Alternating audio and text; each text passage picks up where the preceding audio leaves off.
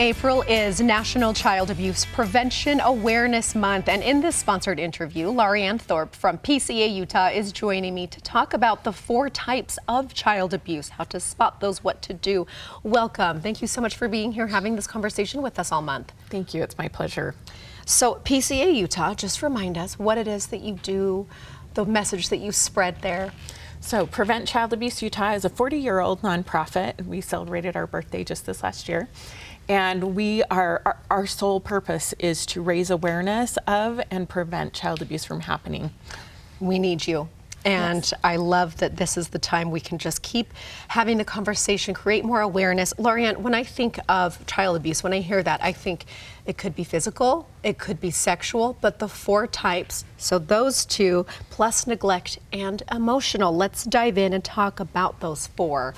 Can we start with what neglect would look like? What would that mean? Neglect is a specific type of child abuse, and it is actually the most prevalent form of child abuse in the state of Utah. So it is probably our biggest form of child abuse is neglect.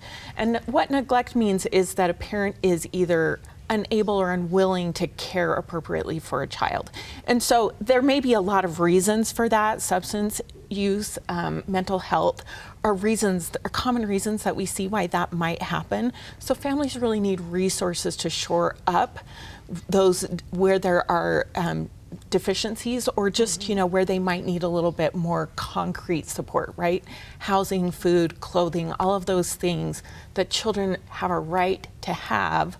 We need to be able to provide those. Yeah, and that is a broad scope of things that could be happening and fall under that category. What about emotional? So emotional abuse is a form of child abuse, but it isn't one necessarily that a case will be opened on with the Division of Child and Family Services, for example.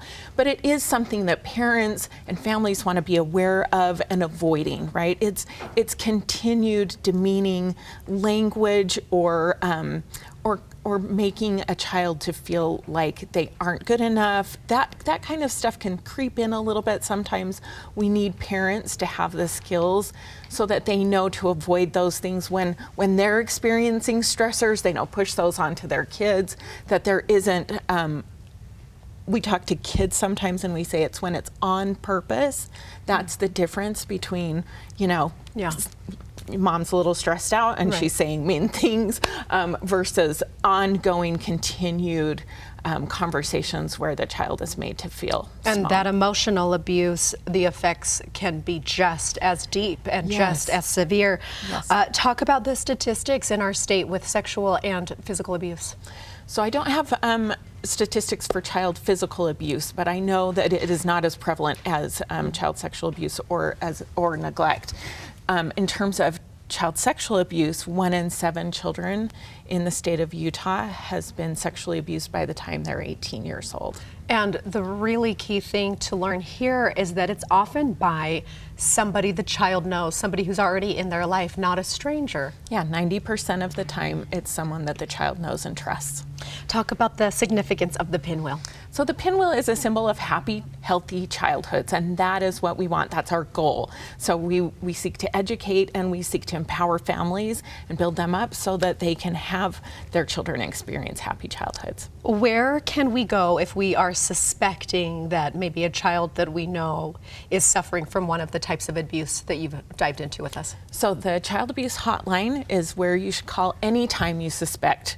And it doesn't have to be a high level. It's just if you think abuse may be happening, that number is 855-323-3237. Thank you so much for that. Such a good bit of information to have should you need it, and we hope that you don't. Right here, pcautah.org to learn more, and if you need the resources, that's what you are here for.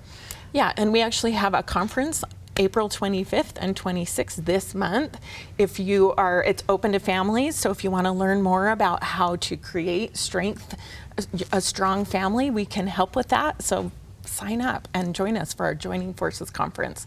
Wonderful. That sounds fantastic. We will link to all of that information on our website. Thank you so much for being here. Thank you for having me. Thank you to the NAACP Salt Lake branch for sponsoring this interview, and we will be right back with more GTU.